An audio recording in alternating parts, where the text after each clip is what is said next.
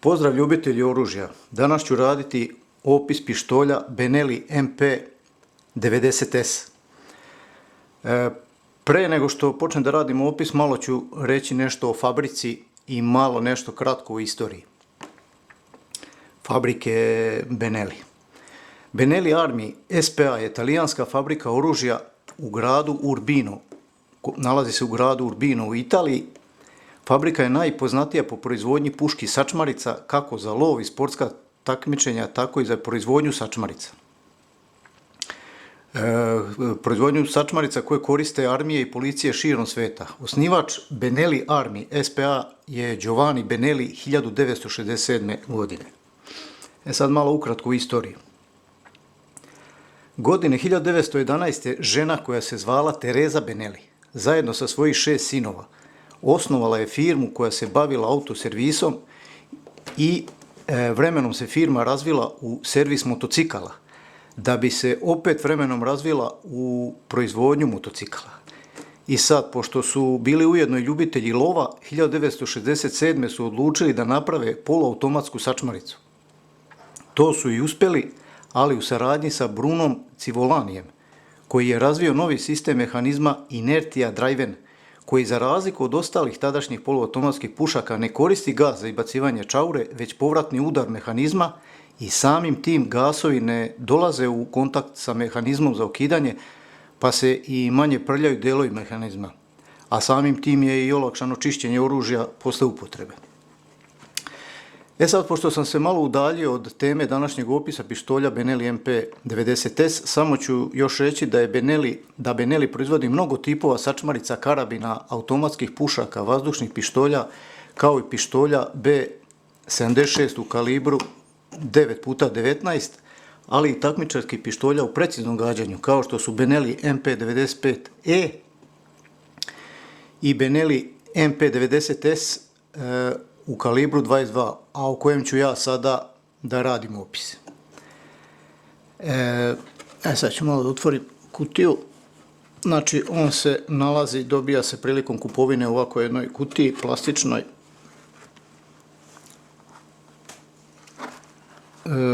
Uz njega idu 2 okvira.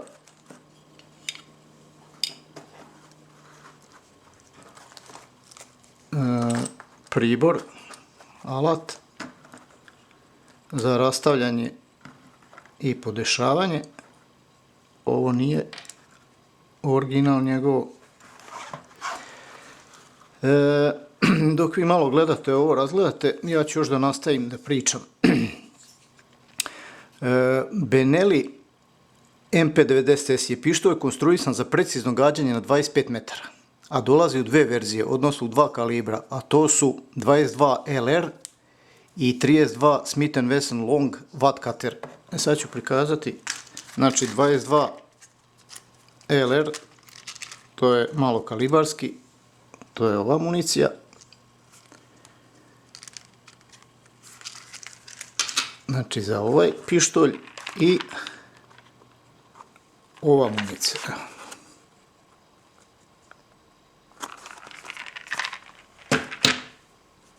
Znači, izgleda ovako. Znači, to je isto 7,65 municija, 32, ali malo drugačijeg oblika. Znači, koristi se u takmičenju. A ovu municiju koristi ovaj pištolj. Znači, to je ista verzija, isti tip ovog pištolja, samo što je kalibar, evo vidi se tu, samo što je kalibar 32 Long Smith & Wesson. To je to. Pištolj je opremljen potpuno podešavajućim zadnjim nišanom, kao i okidačem koji je potpuno podesiv. Samo malo da vam pokažem to. Znači, ovo je klik metak, kako bi ga nazvao. Pištolj je prazan. Znači, podešavajućim zadnjim nišanom i okidačem koji je potpuno podesiv. Sad, šta je tu kod njega što je podesivo? Ovaj okidač može da se pomera pravo, u stvari napred i nazad. Ne mnogo, ali može da se pomera. Znači sad nekom ako odgovara da je malo više isture napred, znači može, ili da se vrati unazad. Ali ima, ne bi ga nazvao da može da se pomera levo, desno, nego da se rotira. Znači on se rotira, kod mene je malo zarotiran prema kaži prstu ili prstu kojim okidam. Znači malo je zakrenut, zarotiran. Znači on može da se zarotira, ne znam koliko se to sad vidi, može da se zarotira na ovu stranu i može da se zarotira tamo na onu drugu stranu. Znači, da ga ne nazovem levo, desno, nego rotiranje tako da vam paše eventualno za položaj prsta kojim okidate. I može da ide pravo, napred, nazad. Znači, to je ta vrsta, što nije slučaj kod pištolja, isto u kalibru 22, ali se taj drugi pištolj zove Benelli MP95E. On ima fiksni, nepodešavajući obarač. Znači, ovo je više napravljen onako profesionalno takmičarski. I skuplji je ova vrsta. Pištolj je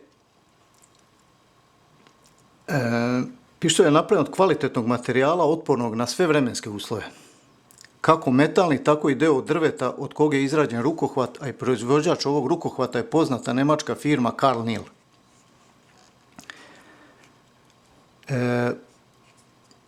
To je anatomski rukohvat koji se može podešavati. Znači, podešava se, pogledajte ove konture, znači, kad uhvatite pištolj, jednostavno vam legne u dlan. Ovo prati, ovaj deo se može podešavati gore i dole. Znači, ako imate veću šaku, ali inače se prodaju 3 verzije, znači mali, srednji i veliki rukohvat. S, M ili L. I ova strana isto prati jednostavno konture vaše ruke. Tako je pravljeno. Prsti su isto ovde. Usečeno je za prste, tako da jednostavno leži i čvrsto leži u ruci. Znači, malte ne možete da dignete prste, a da pištolj i dalje leži u ruci dobro. Što je i važno kod preciznog gađanja. Pre nego što vam kažem nešto o tehničkim podacima, moram da napomenem da je sa upravo ovim tipom pištolja svetski poznata takmičarka u preciznom streljaštvu Jasna Šekarić iz Srbije osvojila zlatnu medalju u Beogradu 2005. Zlatnu medalju u Brazilu 2006. i zlatnu medalju u Kini u Pekingu 2008. Ali da ovaj pištolj koriste i mnogi drugi vrhunski svetski takmičari. Sad ću pokazati, znači ovo je Jasna Šekarić i upravo drži, tu su medalje, i drži upravo ovaj pištolj u kome ja danas radim opis.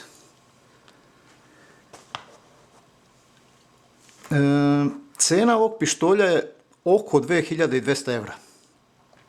Znači oko 2200 evra, to gledajući danas, sad da li će se pomerati, neće, to je sada pitanje, ali to je današnja cena. Težina pištolja je 1100 grama. Dužina cevi 110 mm, širina 50 mm. Visina 132 mm,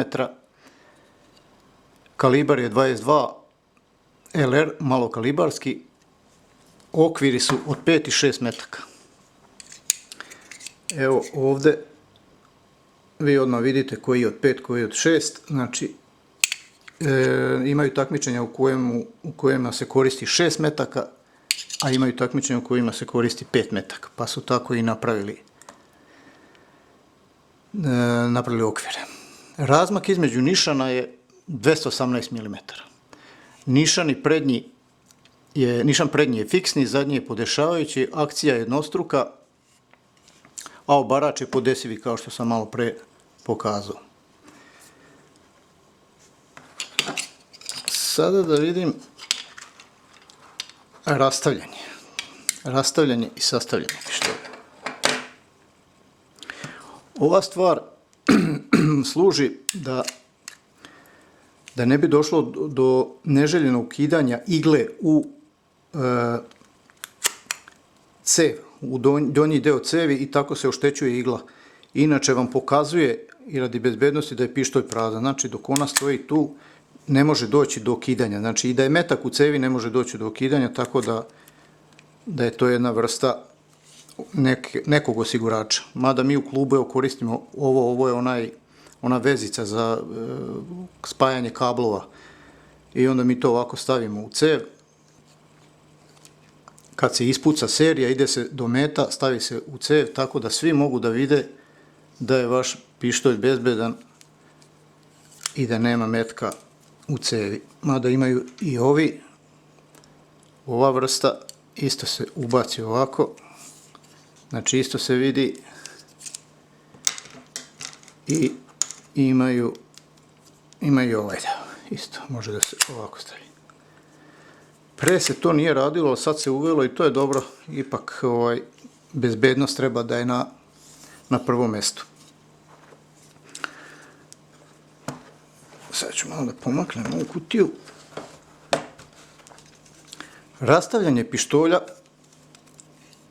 Benelli MP90S se vrši na sljedeći način. Znači, pre nego što smo utvrdili da je pištolj prazan, da nema metaka, izvadili smo okvir, normalno. Za ovaj pištolj nam potreban alat da bi ga rastavili. Znači, treba nam jedan, ja imam ovdje izbijač. Treba da izbijemo ovu polugicu koja drži mehanizam za ukidanje. Znači, to ću da uradim ovako. Evo ga. Polugica je na polju.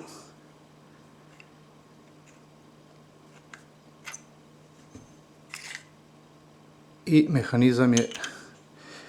Dalje imamo ovdje jednu platformu sa amortizerom, plastično gumenim amortizerom.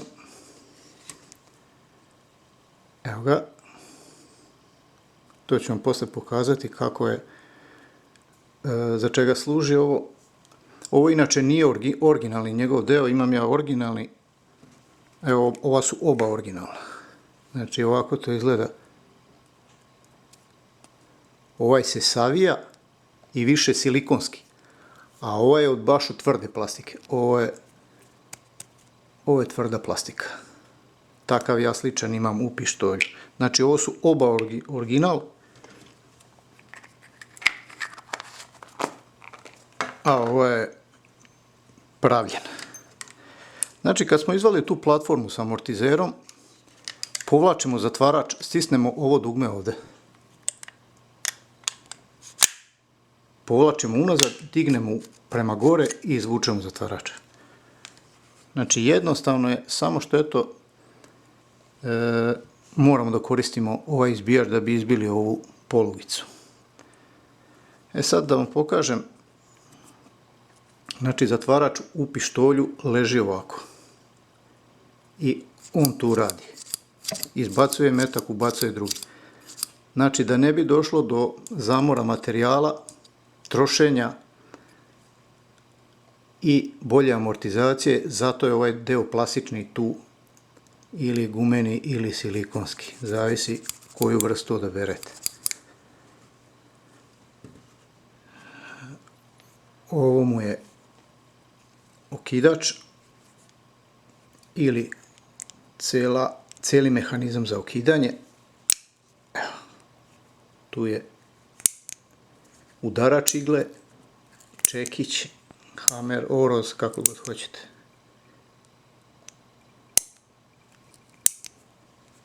Eto. Evo mogu da vam pokažem, neću rastaviti, ja sam inače rastavljao i menjao sam oprugu u zatvaraču povratnog mehanizma i udarnu iglu sam menjao. Znači kako se to radi? Uzme se isto ovaj izbijač, stavi se ovdje na ovu polugicu i polugica se istera. Ne morate do kraja do ovdje i onda zadržite prstom ovu oprugu i izvadi se ovaj lim. Ima tu jedan lim, ovaj crni. On se izvadi i odmah ovdje je igla udarna. Znači udarna igla je ovdje. Evo je.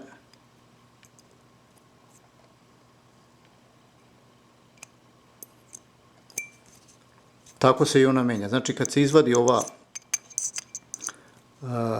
ovaj lim koji drži oprugu na mjestu, on ujedno drži na mjestu i udarnu iglu. Znači izvadi se on, izvadi se igla, promeni se, vrati se na mjesto. Znači istim redoslijedom kontra se vraća kako smo. Znači vraćamo nazad lim, u stvari prvo ide opruga, onda ide lim i vrati se polugica na mjesto. I on je sklopljen. Šta još mogu da... Ja sam inače imao ovakav jedan pištolj u 32, ne ovaj što sam sad malo pre tu pokazao, nego jedan pre njega. I rastavljao sam ga celog, znači skidao sam u ovu držku, držka se skida, ima ovdje jedan ključ, ključom se odvrne jedan šaraf i svuče se samo dole ova držka. I da bi se cev promenila, mora se uraditi sljedeće. Samo malo da vidim. Evo da ima ovo ujedno da vam pokažem, to je njegov alat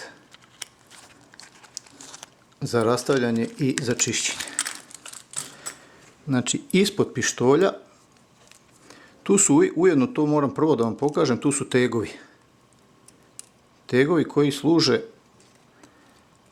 da vam pištolj manje odskače prilikom pucanja, a ujedno s tim dobijate i da se brže vraćate na metu.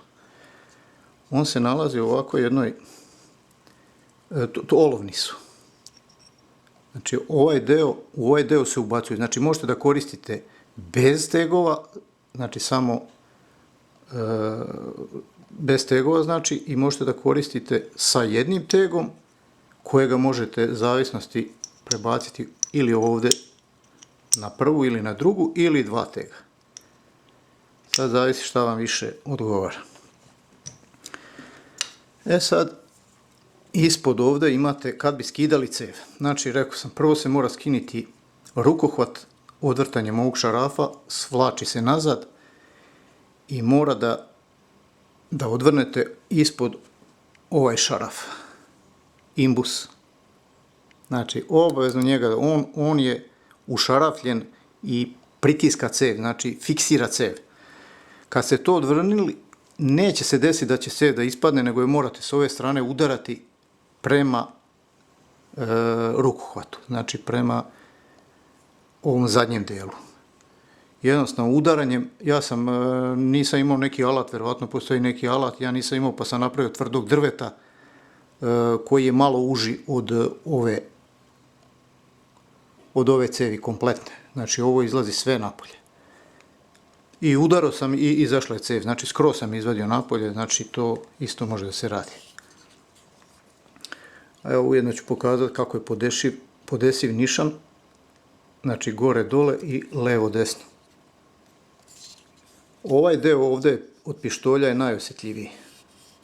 Znači ako vam slučajno pištolj ispadne i padne na ovo će da pukne ovdje. Inače ovako neće da pukne ako niste napravili neki mehanički udar neki na njega i polomili ga. Čvrsto je dosta, ali ne može da padne. Ako padne na njega, puknuće. To se dešavalo. Sada da vratim na mjesto.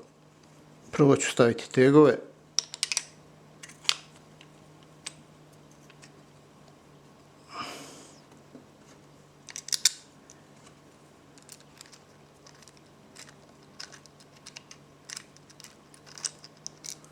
Vidimo.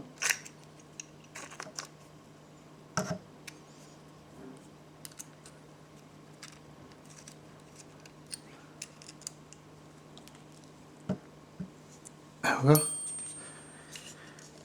I mogu da počnem da sastavljam pištolj. Znači vraćam nazad mehanizam za ukidanje Znači jednostavno se samo stavi unutra, ništa komplikovano. Polugica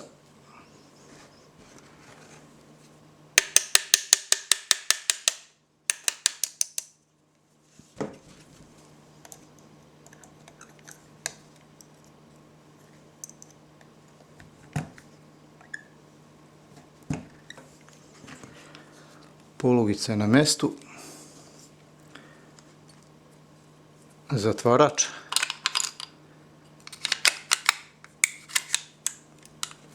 I ova platforma samo se ubaci unutra. Platforma sa amortizerom.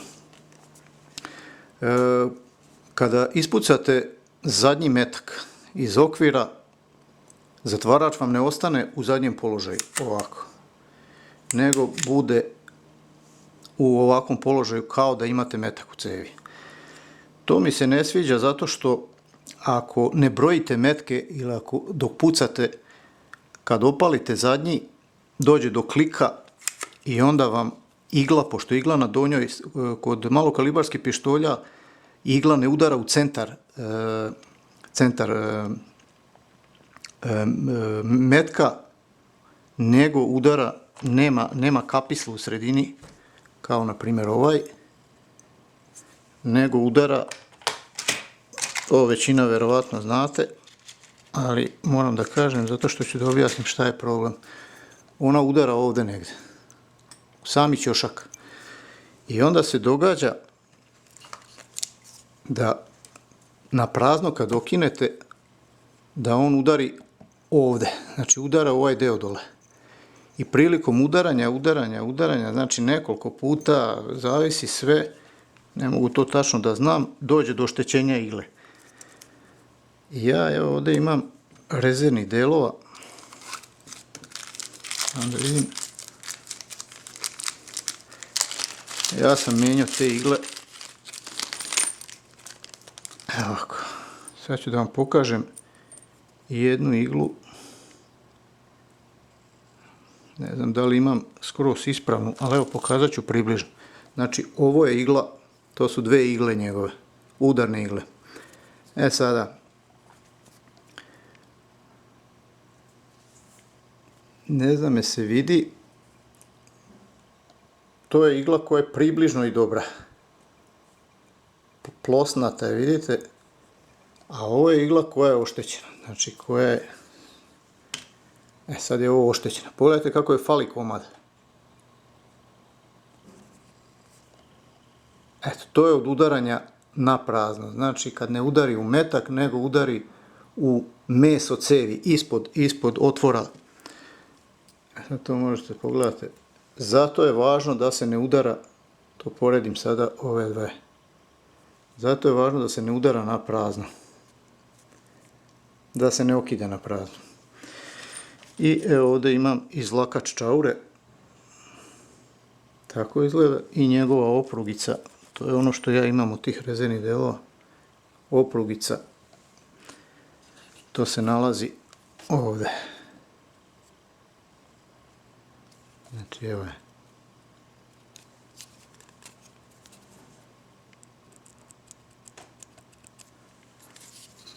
Znači nikako ne bi smjeli, ne valja ni s jednim pištoljom pucati na prazno, znači bez metka, ali ovi su posebno osjetljivi. Znači što udaraju direktno u čelik i lomi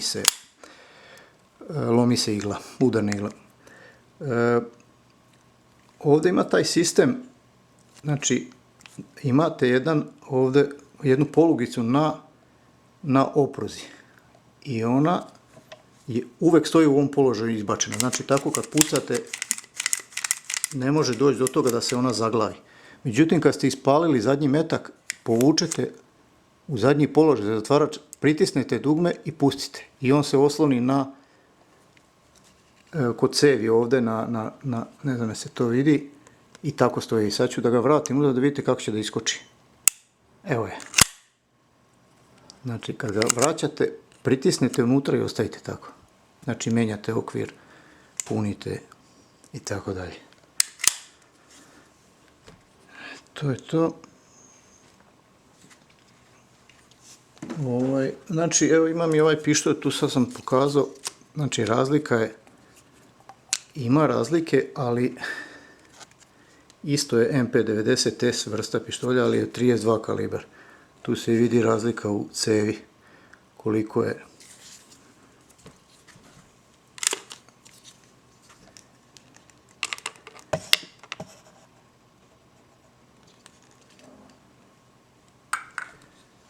Ovo je noviji model, ovo je stariji, pa se i razlikuje, ovaj ima ovdje slova,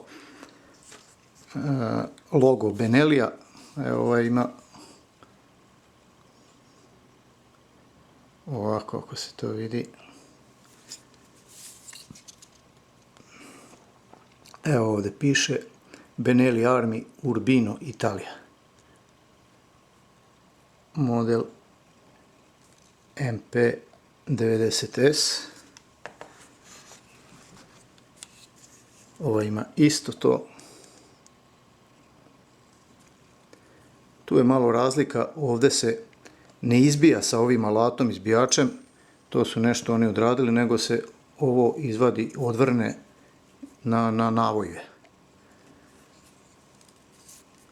I ovaj nišan ima, se podesuje i otvor, podešava se otvor, znači možete da razmaknete ovaj otvor i da skupite, znači kako vam odgovara. To je još treće podešavanje i po visini, možete da po visini imate ovdje jedan, evo ovaj šaraf, možete da podignete i te ovu pločicu ovdje, znači može da se podigne.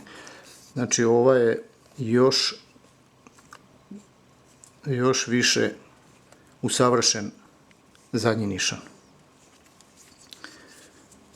Tako da ovo vratim. I ovo je isto jedna vrsta bezbednosti, to isto tako stoji, odmah se vidi da je prazan. Eto, to bi bilo to što se tiče opisa pištolja Benelli MP90S. Ja vas pozivam da pratite moj kanal. Biće tu još, radit ću opisi ovoga pištolja. Imam još imam dva pištolja koje treba da radim opis, plus ovaj treći, znači još 3. A i pogledajte ostale moje video, ako niste vidjeli, pogledajte i njih. I nadam se da ste uživali. I ovo je jedan stvarno izuzetno lep pištolj. O preciznosti ne treba ni da govorim, zato što mnogi svjetski poznati takmičari ga koriste, znači sve do pištolja ne može biti, ako ne gađate dobro do pištolja ne može biti, samo može biti do vas. Tako da neću da pričam o preciznosti, to je suvišno. Nadam se, kažem, da ste uživali, pratite me i hvala na gledanju i pozdrav, prijatno.